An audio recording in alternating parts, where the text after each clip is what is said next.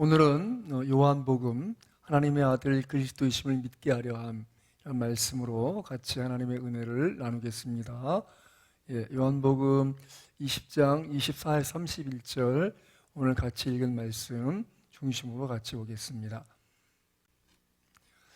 복음이 무엇입니까? 복된 소식이고 그것은 굿뉴스, 가장 좋은 소식이죠. 예수 그리스도가 바로 초점입니다. 마태, 마가, 누가, 요한복음의 초점은 바로 예수님이십니다. 지난주에 보았지만 마가복음은 종으로 오신 예수님, 그러니까 예수님이 섬기는 지도자로서 어떤 분이신가를 보여주는 책이 바로 마가복음입니다. 그리고 마태복음은 왕으로 오신 예수님, 그 예수님의 메시아적 직분에 대해서 중심으로 보여주는 책이죠. 누가복음은 사람으로 오신 예수님, 그래서 예수님의 그 사람됨, 그 인성을 중심으로 볼 수 있는 책입니다. 오늘 같이 보게 될 요한복음은 바로 예수님의 그 하나님 되심, 하나님의 그 신성으로서의 예수님에 대해서 볼 수 있는 책이죠. 바로 하나님의 아들이시고 하나님으로 오신 예수님에 대해서. 마태, 마가, 누가 복음이 본광 복음이라고 공통적인 관점으로 보고 있는 내용이 많기 때문에 그렇게 칭합니다만 요한복음은 조금 더 다른 내용들을 담고 있습니다. 오늘 좀 살펴본 말씀의 내용은 이것입니다. 요한복음 20장 29절로 31절 말씀 제가 읽겠습니다. 예수께서 이르시되 너는 나를 본고로 믿느냐? 보지 못하고 믿는 자들은 복되도다 하시니라. 예수께서 제 아들 앞에서 이 책에 기록되지 아니한 다른 표적도 많이 행하셨으나 오직 이것을 기록함은 너희로 예수께서 하나님의 아들 그리스도이심을 믿게 하려 함이요 또 너희로 믿고 그 이름을 힘입어 생명을 얻게 하려 함이니라. 바로 이 요한복음의 기록 목적에 명확히 나와 있고 조금 더 확장해서 본다면 사복음서의 내용이 그렇고 조금 더 넓게 보면 신약 성서와 구약 성서의 내용들은 결국 우리에게 하나님의 아들 그리스도이심을 믿게 하려 함, 그것이 이 책의 목적이고 그 예수님의 이름을 힘입어 영원한 생명을 얻게 하려는 것이 바로 이 성경의 기록 목적이고 오늘 말씀을 우리 같이 나누는 이유와 목적도 그것입니다. 자, 요한복음의 내용을 좀 보겠습니다. 기록자는 전통적으로 예수님의 품에 의지해서 누워있던 인물로 봅니다. 그래서 같이 한번 보겠습니다. 요한복음 13장 23절입니다. 예수의 제자 중 하나 곧 그가 사랑하신 자가 예수의 품에 의지하여 누웠는지라. 그리고 그 사람에 대한 또 다른 소개, 그것이 바로 요한복음 21장 20절에도 그 내용이 나오고 있는데 같이 보겠습니다. 제가 읽습니다. 베드로가 돌이켜 예수께서 사랑하시는 그 제자가 따르는 것을 보니 그는 만찬석에서 예수의 품에 의지하여 주님을 파는 자가 누구 오니까 묻던 자더라. 예수님의 품에 의지하여 있던 바로 그 사람이 바로 요한인 것이죠. 그 요한이 오늘의 그 복음, 요한복음을 기록했다고 사랑받는 제자로 불렸습니다. 그리고 요한이라는 이름의 의미는 여호와의 사랑하는 자라는 뜻을 담고 있습니다. 기록 시기는 대부분의 학자들은 사도 요한이 반모섬에 유배되기 전에 AD 한 95년경에 반모섬에 유배되는데 그 이전에 바로 본서를 기록한 것으로 보고 있습니다. 그런데 그 저작 시기는 AD 90년 이전, 80에서 90년 것으로 추정됩니다. 기록 배경을 본다면 1세기 말 교회는 AD 85년경부터 황제 숭배를 강요받고 있었습니다. 또 로마 사회에서는 일종의 영지주의가 좀 유행처럼 번지고 있었는데 그것이 기독교계에서도 이단의 문제로 대두되고 있었습니다. 그것의 배경을 하고 있기 때문에 조금 더 예수님의 그 인성과 더불어서 그분의 신성을 드러내는 책으로서 요한복음이 필요했다고 여겨집니다. 기록 목적을 보면 첫 번째, 예수님은 누구신가에 초점 맞추고 있습니다. 바로 예수님의 본질을 증거하기 위해서 기록한 것이죠. 두 번째는 예수님의 말씀의 육신이 되신, 바로 육신 대신 성육신을 통해서 하나님의 아들 그리스도심을 믿게 하기 위해서 기록한 것입니다. 또 예수님을 믿는 자들에게 영생을 얻게 하려는 목적에서 기록되었다고 이 책 스스로가 증거하고 있습니다. 다른 복음서들은 AD 70년 이전, 그러니까 이스라엘의 수도였던, 유다 나라의 수도였던 예루살렘의 멸망이 AD 70년인데 그 이전에 기록된 것으로 본다면 바로 이 요한복음은 그 이후에 90년경에 기록된 것으로 볼 수 있습니다. 바로 요한복음은 다른 복음서들에서 충분히 보여줬다면 그 이외에 예수님에 관한 부분을 명확하게 또 보여주고자 기록된 것을 볼 수 있습니다. 그래서 공간 복음서에서 기록되지 않은 기사와 언어들과 또 표현들이 사용되고 있습니다.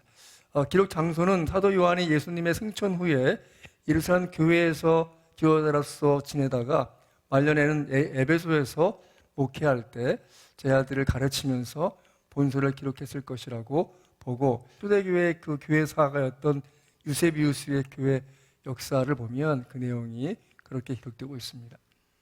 요한복음의 내용을 정리해 본다면 크게 세 가지예요. 그리스도에 대한 증언과 증거, 그리스도의 사랑, 또 부활의 확증. 그래서 전체적으로 바로 말씀이 육신이 되어 오신 그리스도를 드러내고 있습니다. 그 배경 연대는 예수님의 공생의 기간, 그 기간이고, 그리고 기록 연대는 AD 85년에서 90년 그 사이로 볼 수 있습니다. 예수님이 바로 하나님이시라는 그 증언에 하는 사람들이 있어요. 오늘 요한복음에서 요한복음 1장 34절에는 침례 요한이 증거합니다. 내가 보고 그가 하나님의 아들이심을 증언하였노라. 또 예수님의 제자가 된 회의주의자, 원래는 좀 의심이 많은 사람이었는데 그 나다나엘은 나다나엘이 대답하되 랍비여 당신은 하나님의 아들이시요 당신은 이스라엘의 임금이로소이다. 요한복음 1장 49절 고백하고 있고요. 베드로는 예수님의 가장 가까운 제자였죠. 우리가 주는 하나님의 거룩하신 자이신 줄 믿고 알았사옵나이다 라고 요한복음 6장에서 고백하고 있고, 또 예수님을 따랐던 마르다라는 여인은 이르되 주여 그러하나이다. 주는 그리스도시요 세상에 오시는 하나님의 아들이신 줄 내가 믿나이다 라고 고백하지요. 또 도마를 보겠습니다. 오늘 말씀 같이 한번 볼까요? 요한복음 20장입니다. 보시면 25절에 제가 먼저 24절 읽겠습니다. 12 제자 중에 하나로서 디드모라 불리는 도마는 예수께서 오셨을 때 함께 있지 아니한지라. 다른 제자들이 그에게 이르되 우리가 주를 보았노라 하니 도마가 이르되 내가 그의 손에 못자국을 보며 내 손가락을 그의 못자국에 넣으며 내 손을 그의 옆구리에 넣어보지 않고는 믿지 아니하겠노라 하니라. 그러니까 전혀 믿을 마음도 없고 믿고 싶지도 않고 그것이 정말 그렇다면 내가 손가락을 그 손의 못자국에 내가 넣어보고 또 내 손을 그 옆구리에 넣어보지 않고는 믿지 아니하겠다라고 단언할 만큼 강한 의심이 있던 사람이었죠. 그런데 그가 28절에서 고백합니다. 도마가 대답하여 이르되 나의 주님이시오 나의 하나님이시니이다. 부활의 사건을 통해서 도마의 신앙이 새로워진 예수님 하나님이시라는 분명한 믿음의 고백을 하게 된 것을 보게 됩니다. 요한은 또 오늘 요한복음의 저자인데 그는 이렇게 고백합니다. 오직 이것을 기록함은 너희로 예수께서 하나님의 아들 그리스도심을 믿게 하려 함이요 또 너희로 믿고 그 이름을 힘입어 생명을 얻게 하려 함이니라. 바로 오늘 요한복음 20장 31절에서 기록하고 있습니다. 예수님 스스로도 하나님의 아들이심을 밝히십니다. 나는 하나님의 아들이라. 요한복음 10장 36절에서 그렇게 선언하십니다. 거듭나는 게 뭔가요? 요한복음 3장, 4장, 그리고 5장 계속해서 이 요한복음의 특징은 예수님은 개인과 깊은 대화를 나누시고 그들의 질문을, 그들의 의심을 풀어주시는 대답을 해주십니다. 요한복음 3장에서는 니고데모라고 하는 이스라엘의 공회원, 그 이스라엘의 오늘로 말하면 국회의원 같은 그 산헤드린 공회의가 있었어요. 거기에 회원이었던 니고데모가 밤중에 예수님을 만나러 찾아옵니다. 거기에서 예수님께 묻지요. 요한복음 3장 1절 같이 볼까요? 요한복음 3장 1절입니다. 제가 먼저 읽겠습니다. 그런데 바리새인 중에 니고데모라 하는 사람이 있으니 이는 유대인의 지도자라. 2절입니다. 그가 밤에 예수께 와서 이르되 랍비여 우리는 당신은 하나님께로부터 오신 선생인 줄 아나이다. 하나님이 함께 하시지 아니하시면 당신이 행하시는 이 표적을 아무도 할 수 없음이니이다. 그럴 때 예수님의 대답은 이것입니다. 예수께서 대답하여 이르시되 진실로 진실로 내게 이르노니 사람이 거듭나지 아니하면 하나님의 나라를 볼 수 없느니라. 이렇게 예수님이 대답하시자 니고데모가 묻습니다. 사람이 늙으면 어떻게 날 수 있사옵나이까? 두 번째 모태에 들어갔다가 날 수 있사옵나이까? 예수님이 대답하시죠. 사람이 물과 성령으로 거듭나지 아니하면 하나님 나라에 들어갈 수 없느니라. 그래서 육으로 난 것은 육이요, 영으로 난 것은 영이니라고 말씀하시면서 거듭난 것을 말씀하십니다. 바로 거듭난다는 것은 무엇입니까? 영적으로 태어나서 새로워지는 것입니다. 육체적인 출생은 우리에게 육체적인 생명을 주지만 우리의 영은 바로 하나님께 대하여 죽어 있으며 그분의 사랑에 반응을 보이지 않는 상태가 되어 있죠. 그렇지만 영적인 출생으로 완전히 새로운 종류의 생명, 바로 영적 생명으로 하나님과 사귐이 있는 생명을 얻게 됩니다.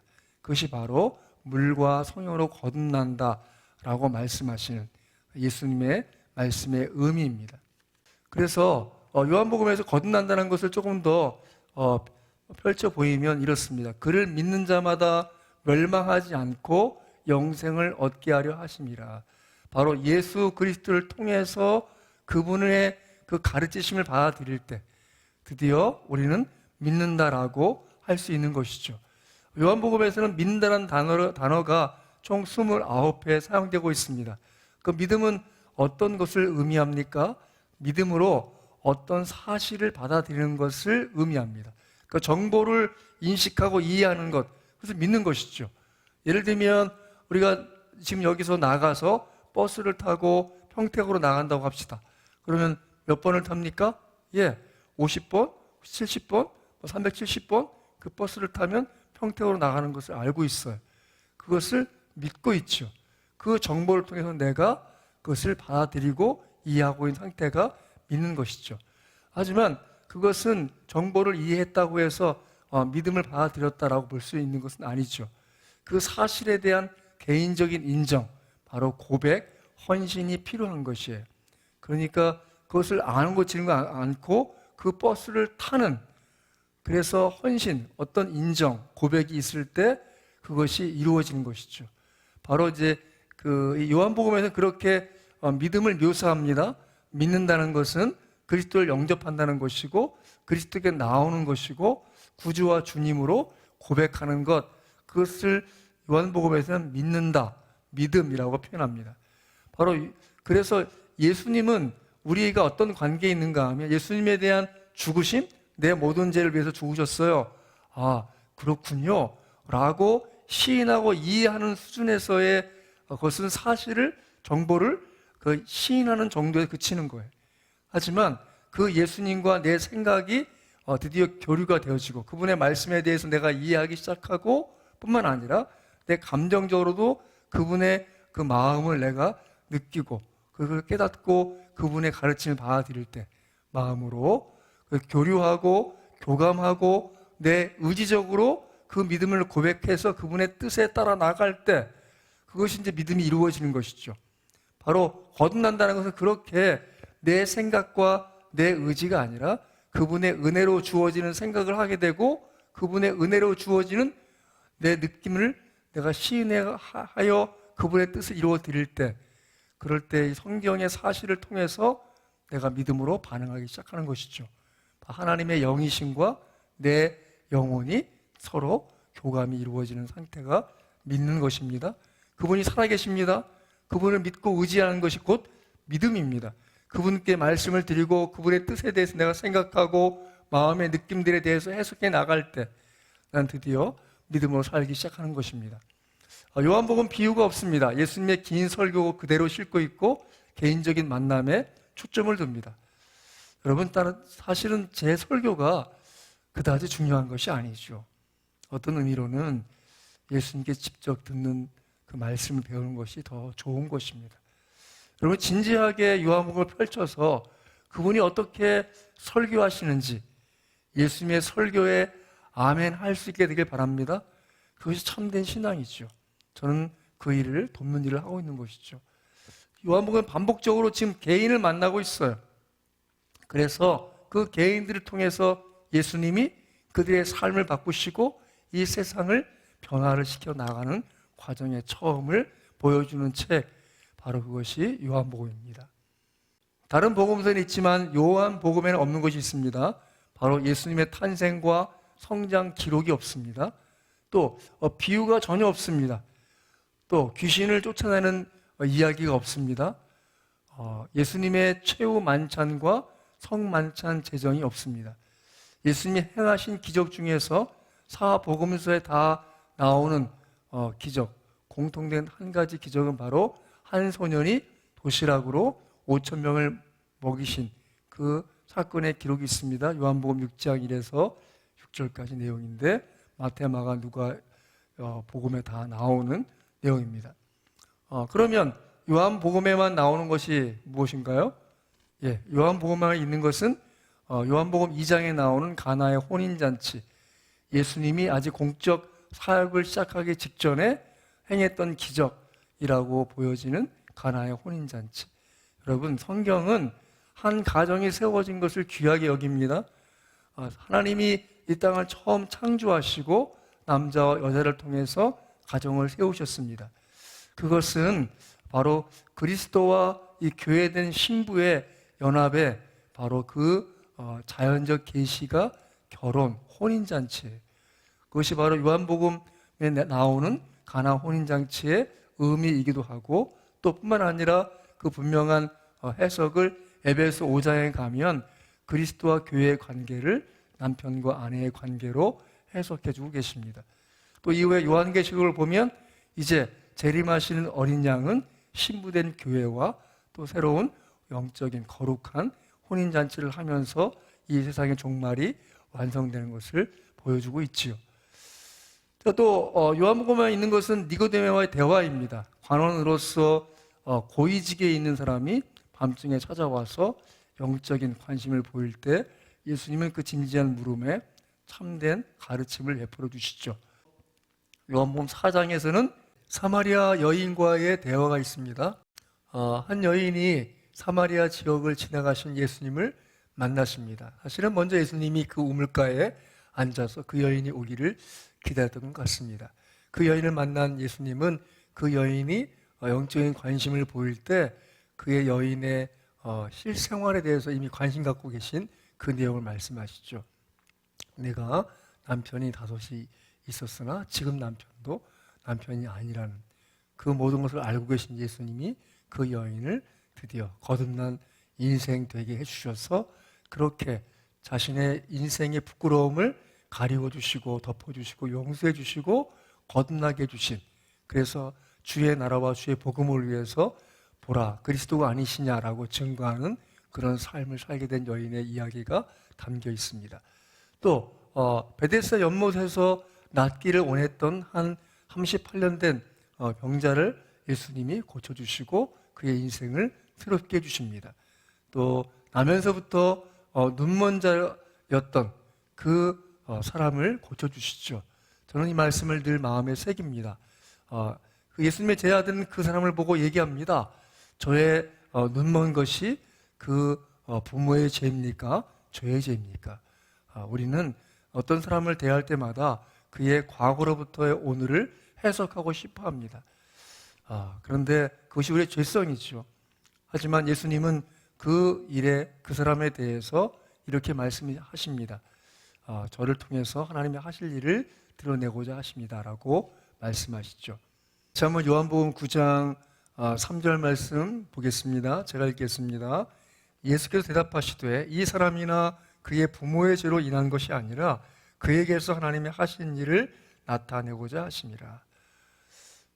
우리가 만나는 사람들, 심지어 우리 자신들도 우리의 과거에 묶여 있고 때때로 우리의 미래를 바라보지 못하는 어리석음 속에 오늘을 탄식하고 괴로워합니다. 그렇지만 여러분 기억하십시오. 예수님은 이렇게 말씀하십니다.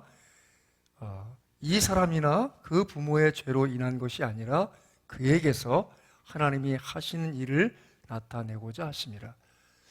예수님은 우리의 지금 이후의 삶을 통해서 드러날 하나님의 하시는 일에 초점 맞추고 계십니다. 여러분께서 바라보실 것은 무엇입니까? 그것은 바로 하나님께서 드러내시고자 하시는 그분의 영광과 은혜가 내 인생의 오늘 이후에 드러날 것이라고 믿고 기대하여 사는 것입니다. 이 말씀을 기억하십시오. 그에게서 하나님이 하시는 일을 나타내고자 함이라. 여러분 저를 따라하십시오. 나에게서 하나님께서 하시는 일을 나타내고자 하심이라. 여러분 이것은 내 개인의 일뿐만 아니라 우리 가정에도 마찬가지고 우리 교회에게도 마찬가지입니다. 예수님은 우리 교회를 통해서 우리 가정을 통해서 나 자신의 인생을 통해서 하나님이 하시는 일을 나타내시고자 나를 찾아오시고 나를 만나주시고 내 생각과 마음에 새로운 변화와 그런 은혜와 능력을 담아주신 줄 믿습니다. 잊지 마십시오. 자, 우리 11장에 가시면 죽은 나사로를 살리십니다. 저는 이 말씀 속에 11장 같이 볼까요? 자, 11장 40절 말씀 먼저 보겠습니다. 같이 읽습니다. 예수께서 이르시되 내 말이 내가 믿으면 하나님의 영광을 보리라 하지 아니하였느냐. 우리가 왜 예수님을 믿고 예수님의 말씀을 믿습니까? 예, 하나님의 영광을 보게 될 것이기 때문입니다. 결국 우리의 생애가 마치는 그날 하나님의 영광이 충만한 그 주의 영광의 자리에 서게 될 것입니다. 뿐만 아니라 이렇게 말씀하십니다. 큰 소리로 나사로야 나오라.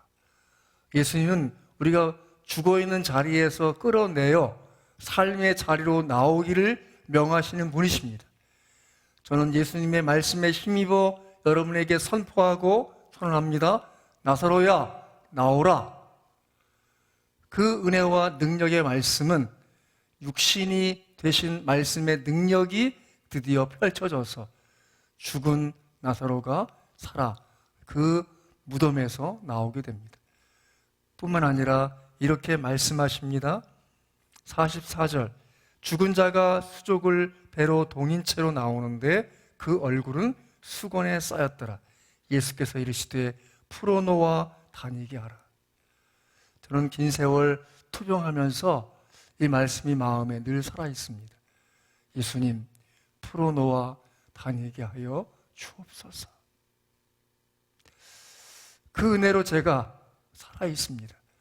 풀어놓아 다니게 하신 그 은혜로 연약하지만 하나님의 은혜와 능력이 제 삶의 자리에 펼쳐져 있는 것을 보게 됩니다.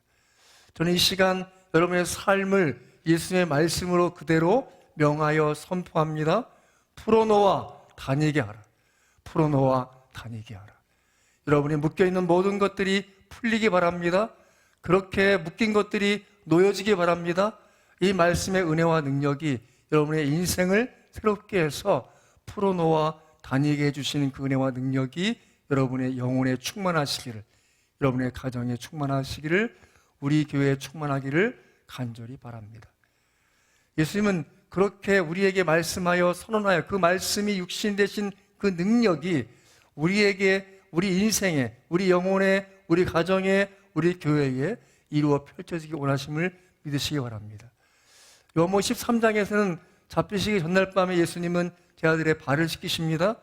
베드로는 온몸을 목욕하게 해달라고 예수님께 요구하지만 이미 목욕한 자는 발밖에 씻을 필요가 없다라고 말씀하시면서 예수님과 믿음의 관계 안에 있는 자들은 그 모든 죄가 용서되었고 삶에서 지은 많은 작은 실수 혹은 허물 혹은 범죄들에 대하여 주 앞에 회개함으로 용서함 받고 정결함을 유지하는 것을 보여주고 계십니다. 또 예수님은 14장부터 16장까지 해서 잡히시기 직전에 교훈과 위로를 주시고, 또 17장에서는 예수님은 하나님 아버지께 마지막 겟세마네 동산의 기도를 드리시고, 이것은 대제사장이신 예수님의 중보기도라고 신학자들이 칭한 내용입니다. 또 부활 후에 의심 많은 도마에게 오늘 이 말씀 속에서 나타나 만나주십니다. 예수님은 그렇게 의심하는 자들, 또 병들고 괴로워하는 자들, 또 질문이 있고 어려운 자들을 친히 만나주시고 그들의 인생을 새롭게 주신 분인 줄 믿습니다. 여전히 예수님은 우리가 믿음의 자리로 나아가오기를 바라시고, 또 믿음으로 더 충만한 인생 되기를 원하심을 믿으시기 바랍니다. 다시 한번 말씀을 정리해 보겠습니다. 요한복음 20장 29, 31절 천천히 읽겠습니다. 예수께서 이르시되 너는 나를 본고로 믿느냐? 보지 못하고 믿는 자들은 복되도다 하시니라. 예수께서 제 아들 앞에서 이 책에 기록되지 아니한 다른 표적도 많이 행하셨으나 오직 이것을 기록함은 너희로 예수께서 하나님의 아들 그리스도심을 믿게 하려 함이요, 또 너희로 하여금 너희로 믿고 그 이름을 힘입어 생명을 얻게 하려 함이니라. 여러분, 이 부활은 바로 예수 그리스도를 믿을 만한 확실한 증거입니다. 그래서 사도행전 17장 30에 31절 같이 한번 천천히 해볼까요? 알지 못하던 시대에는 하나님이 간과하셨거니와 이제는 어디든지 사람에게 다 명하사 회개하라 하셨으니 이는 정하신 사람, 바로 예수 그리스도시죠. 정하신 사람으로 하여금 천하를 공의로 심판할 날을 작정하시고 이에 그를 죽은 자 가운데서 다시 살리신 것으로 모든 사람에게 믿을 만한 증거를 주셨음이니라 하시니라. 바로 예수님의 부활하신 것이 모든 사람에게 믿을 만한 증거가 되는 것입니다. 사람은 다 죽습니다. 그 모든 죄의 결과로 죽음을 맞이합니다. 뿐만 아니라 죽음 이후에 영원한 심판이 있습니다. 그런데 예수 그리스도께서 우리의 죄값으로 죽으실 뿐 아니라 부활해 주셔서 믿을 만한 증거가 되어 주셨습니다. 그것을 믿고 의지하십시오. 그분이 살아계십니다. 지금도 그 예수님을 이해하고 받아들이는 수준이 아니라 그 예수님, 그분의 생각이 담긴 말씀을 이해하고자 하고 그 말씀에 대하여 교류하고 또 그분의 마음을, 그분의 주시는 복되신 생각들을 마음에 교감해 나아갈 때 드디어 그분은 우리에게 친히 임하여 주셔서 그분의 살아계심, 말씀해 주심, 깨닫게 주심, 그렇게 우리의 인생을 새롭게 변화시켜 줄 줄 믿습니다. 바라기는 여러분, 주 예수 그리스도를 믿으십니까? 주 예수 그리스도의 십자가의 죽으심을 믿으십니까? 주 예수 그리스도의 십자가의 죽으실 뿐 아니라 부활하심을 믿습니까? 그것이 믿을 만한 증거입니다. 그 예수님에 대하여 여러분의 믿음을 고백하십시오. 여러분의 믿음을 시인하시고 인정하시고 여러분의 삶을 조금 더 헌신의 기회로 삼으시길 바랍니다. 예수님은 그렇게 우리의 인생에 찾아오셔서 우리의 생애를 통해서 하나님의 하시는 일을 나타내고자 하십니다.